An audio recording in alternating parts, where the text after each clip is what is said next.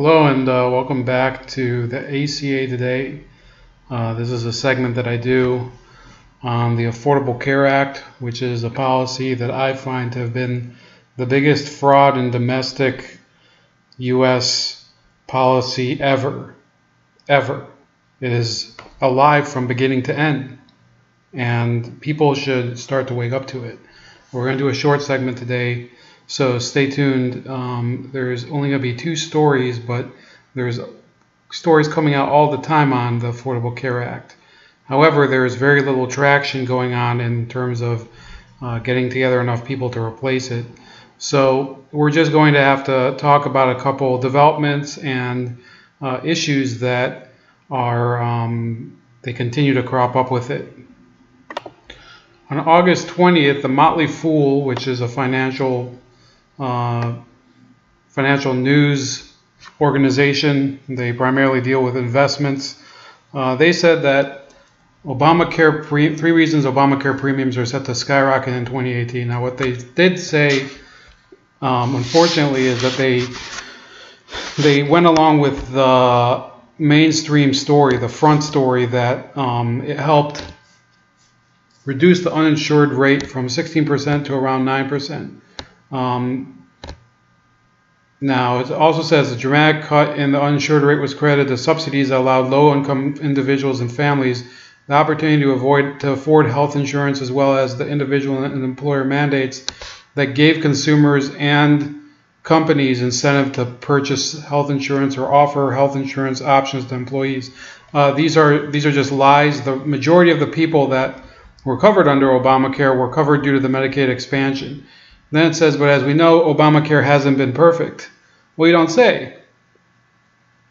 They continue, in fact, most consumers are laser focused on the ACA's premiums, which have been rising at a seemingly, they don't put an adjective here, but probably a seemingly lightning pace with each passing year. According to a preliminary analysis from healthcare consulting firm Avalier, silver tier premiums are expected to rise by an estimated 18% in 2018, up from a 12% increase in 2017. Silver plans are the most popular type of Obamacare plan, accounting for around 60% of plans purchased in a given year.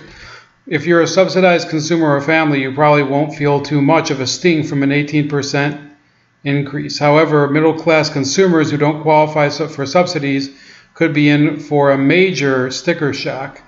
Why are Obamacare premium increases suddenly going parabolic? Well, then they go into the reasons. Now, I would dispute the issue where they say, oh, if you're a subsidized person, then you're not going to feel the crunch. Well, okay. But the point is that that money has to come from somewhere, and the subsidies come from the government. And ultimately, the subsidies are what causes the other plans' premiums to go up, because as with every case where you're having, whether it's a service or just a commodity subsidized by the government, you are going to have, when there's price fixing, this is effectively price fixing, by the way, you're just going to have the supplier try to boost their costs in various ways. Or because of the issues of Medicaid, there were more people on Medicaid under Obama than ever before. That also boosts the insurance costs, because the healthcare providers, they have to cover the cost of providing services to Medicaid patients, which they don't get nearly as much of a compensation for that than otherwise. They have to cover that by billing their other consumers, the ones that are paying into the system. They have to bill them more just to make it up. So there's already a redistribution of the wealth going on in terms of healthcare, and it's not even the way that progressives want it. I mean, I'm not going to pretend that it's the same as socialized medicine. It's almost like a mutated version of wealth redistribution. So the first reason that they say that they're going to go up is because the possible end to cost sharing reductions. I believe, and I think you can hold me to it, and I'll admit I'm wrong if I do prove to be wrong. The end of the CSRs is not going to be even if they do not end, these premiums and deductibles are going to go high, or they're just going to keep climbing because up until now there have been cost sharing reductions, which by the way are illegal appropriations from the Treasury of money when the legal subsidies aren't enough. The Obama administration was taking more. So let's read through that. The first concern for health insurers is there's a gigantic gray cloud overhanging one of the two critical subsidies for low-income households. Cost-sharing reductions are given to qualifying individuals and families earning between 100% and 250% of the federal poverty level. These subsidies are what help lower the cost of co-pays, co-insurance, and deductibles associated with going to the doctor or receiving medical care. Put plainly, some 7 million people would probably not be able to afford heading to the doctor without CSRs. Back in 2014, the Republican-controlled House sued Sylvia Burwell, who at the time was the Secretary of Health and Human Services. The reason for the lawsuit was the alleged improper appropriation of CSR funds. The lawsuit argues that only Congress has authority to appropriate funding for CSRs, which totals around $9 billion to $11 billion annually, but that it hadn't been apportioning this funding. In 2016, District of Columbia Judge Rosemary Collyer ruled in favor of the Republicans, but immediately stayed her order with the expectation that the Obama administration would appeal, which it did. That appeal continues to this date, although President Trump has appointed a new Secretary of Health and Human Services, leaving the GOP to essentially continue a lawsuit against itself. That's the ridiculous world we've come to. It's true. In my opinion, President Trump should have immediately, when he became president, canceled that law. He should have said, we're dropping the lawsuit and it's on Congress to solve this. And I don't care if you impeach me. He should have definitely done it. That would have been the proper thing to do. And instead of letting it stretch out and using it as a bargaining chip, he should have broken the dam right away. President Trump has argued that he would use CSRs as a bargaining chip. I guess I actually didn't read this far ahead, so I promise you I didn't lift that from the article. As a bargaining chip to get an Obamacare repeal passed in Congress, all Trump would have to do is drop the appeal of Collier's verdict and CSR funding would cease. Health insurers, not knowing what will happen to this lower margin but guaranteed income source known as CSRs, have been raising premiums to account for this uncertainty. Presumably, higher premiums will take into account those who receive care but are unable to pay their fair share of costs. So I think they're being deceptive about that point, because the fact is that CSRs are not the normal protocol. They're not the normal mechanism through which these premiums are subsidized. They just are not. That would be the front-loaded rate fixes that the government does. Okay, that's not the same thing.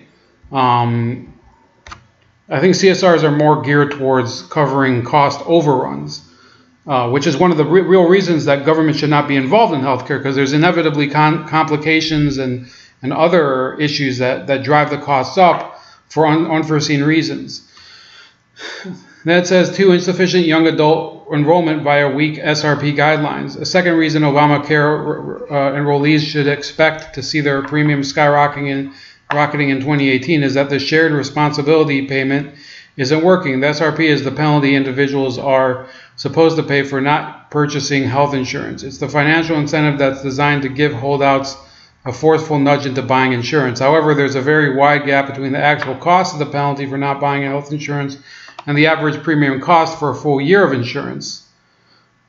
So, and then it goes into detail about this, which I'm not going to go into because I don't want this to be too long. But this, first of all, they leave the most important one for last, which I don't know if it's a good thing or a bad thing. So this is point number 2, which is still important though, which is that young people who were supposed to be the bedrock of this plan, because it would be the healthy healthy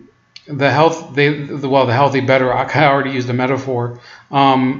They were not going to buy insurance. Many of them they didn't have the income to pay for their own insurance. Also, Obamacare had that whole thing where it made it possible for parents to have their kids on their health insurance until the age of 26. Well, think about it this way. That eliminates a major sector of the American demographic in that age group that could have possibly been a market for Obamacare. So automatically, they remove the need for some of these people to even get on Obamacare. And then remember that a lot of these people, you know, they don't buy health insurance. I haven't bought health insurance. I think this is the first year I actually bought into a plan. They're depending on a public that is simply not geared towards the health insurance market unless they have a full-time job, or, you know, they have some other arrangement where it's paid for by a different party. And I think that it's just a display of the stupidity of the Obama administration, at least in terms of the official policy. I don't know about what they really meant to do, that they actually thought that you could lower healthcare costs by having this plan depend on young people buying health insurance, when in many cases they could get it on their parents' plan, or they could qualify for Medicaid, or they didn't have a job that could get them the health insurance. That, you know, they didn't want to have to pay out of pocket for their health insurance, so they were willing to take the fine. And the fine, you know, I guess it's money in the pocket of the government, but it does nothing to sustain this so-called health insurance market, which is just ballooned in terms of premiums and deductibles. So then the last point is an insurer exodus, and I think this is the most important one, that these insurance companies, notwithstanding the CSRs, notwithstanding the other price-fixing mechanisms, and this alleged need of all these Americans to buy affordable health insurance at a subsidized rate, they have not been able to recoup the costs, because what happened is that, and I've explained it plenty of times, and the Motley Fool is not really focusing on that, unfortunately. When you get people with pre-existing conditions onto these plans, it's inevitable that they're going to file a lot of claims at the beginning, at least the majority of them, and you're automatically going to have just this claims avalanche, and it shifts the market. The rest of the customers in that pool now start to subsidize the people that are filing these claims, and then you just have this unhealthy trend where unhealthy trend of unhealthy people that are dragging the prices upward. So there's no way around that, in my opinion, in the framework of Obamacare, which is why, you know, there's a lot of videos where I rage out about it, but I'm just being honest here. This is a plan that is, the more that we continue to prop it up, and I don't care who does it. I don't care if Donald Trump repeals it. I don't care if a different president repeals it, but it must be repealed. It has to be taken away. It is the essential. It is an abomination, far in excess of any of the other governments, of the other programs that the government has provided on a federal level. These entitlement programs, because it just simply, the model itself is blatantly unsustainable. So we're going to move on. There's just one more story. Okay, the next story, I thought there was a video to it, but never mind. You can also check out Sticks, Hex, and Hammer's video, which actually comes from a fresh Vermont perspective, by Jon Gruber, the architect of Obamacare. And he has been hired, I think it was as of 3 years ago, to research the feasibility of a single-payer healthcare system in Vermont, which is one of the most progressive states in the union. And what ends up happening, he ends up basically shuttling a lot of the work to a research assistant and defrauding the taxpayers again. And I say again because he did the same thing to the American taxpayer, not just the Vermont taxpayer. Yeah, that video is not going to work. It says here, the Vermont Attorney General's office believes a healthcare economist submitted at least 2 false invoices to the state in 2014, but has agreed to drop the claims in a $90,000 settlement. Jon Gruber, a professor at the Massachusetts Institute of Technology, won a state contract in 2014 to conduct economic modeling for Vermont's proposed single-payer healthcare system. Gruber submitted 2 bills for $100,000 in September and October 2014, claiming that he worked 100 hours and that his research assistant worked 500 hours during each period. The state paid the bills but retained a total of $40,000, which is expected to be paid when the work was complete. State investigators later learned that the invoices were inaccurate. Gruber's research assistant would have had to work 12 to 16.7 hours per day to make the numbers work. In November 2014, a video surfaced of Gruber saying that the Affordable Care Act passed because of the stupidity of the American voter. Governor Peter Shumlin called the comments reprehensible and outright shocking, and Vermont changed Gruber's contract so that only his research assistants would be paid for the remainder of the work. Gruber later billed Vermont $50,000 for work by his research assistants. In February 2015, State Auditor Doug Hofer raised questions about Gruber's bills and asked the Attorney General's office to investigate. More than 2 years later, the Attorney General's office has announced that it believes Gruber's bills violated the Vermont Civil False Claims Act. Under that law, the state could have pursued a civil penalty plus 3 times the amount of damages to the state and the cost of the state's investigation or prosecution. Instead, under the settlement, Gruber has agreed to drop his claim to the $40,000 that was retained under his contract with Vermont and the $50,000 that would have been paid for his research assistant's work. Vermont has agreed to drop its claims under the Vermont Civil False Claims Act.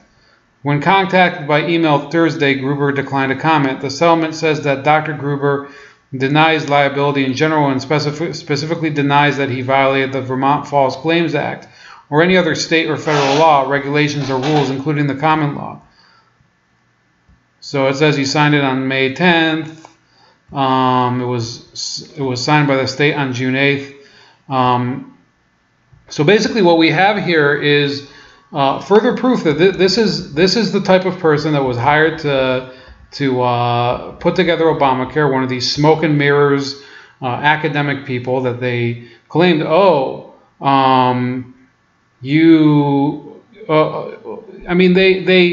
they were trying to make the point that they had the best and brightest working on this plan, and what really has happened is that they have the best and brightest scam artists in academia working on it. They had Gruber, and they had Ezekiel Emanuel, Rahm Emanuel's brother, and all they know is how to justify coercion and force. Forcing people to buy health insurance, in my opinion, is the most ridiculous form of deception. And to claim to them later that, we're doing this for your own good. You have to pay in health insurance so that other people can afford it too. They've done it and they can't afford it. And you're getting rich off of it, and you're making the rest of the country miserable. So that's it for today, and I hope you tune in. Later, I think I'm going to do a shorter video, too, about a different topic. But I think it's very important to continue talking about the Affordable Care Act and keeping it in the minds of taxpayers, at least somewhat, at least in the back of the mind, and not to have it slip away. Because, yes, President Trump did not succeed in repealing it. And the Republicans have betrayed us by not voting to repeal it. Or at least 3 of them didn't.